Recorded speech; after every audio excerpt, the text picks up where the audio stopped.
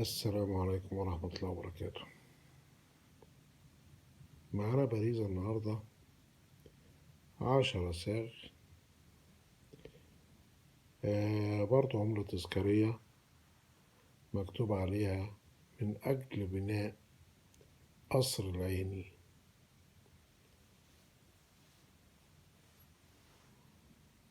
وهنا مكتوب الله الشافي، من تحت يوم الطبيب المصري.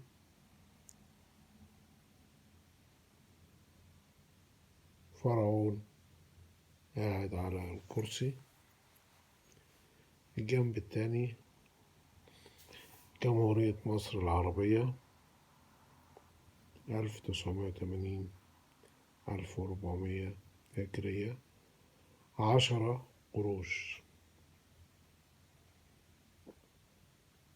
من سنة 1980، يعني حوالي من 42 سنة العملة دي.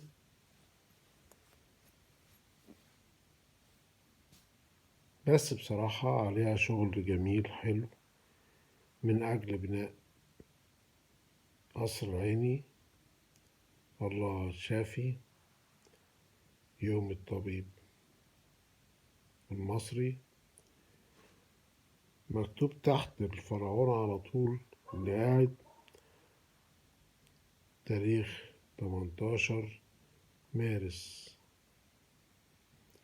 أعتقد إن هو ده يوم الطبيب المصري اللي هو 18 مارس.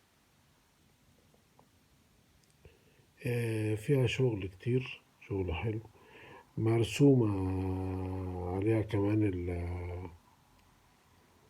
بتاعت الصيدلية الهلال، وعليها الكاس اللي عليه التعبان، مرسوم برضو في الجنب على الشمال كده عند قصر العيني. عملة تذكارية فيها شغل كتير، فيها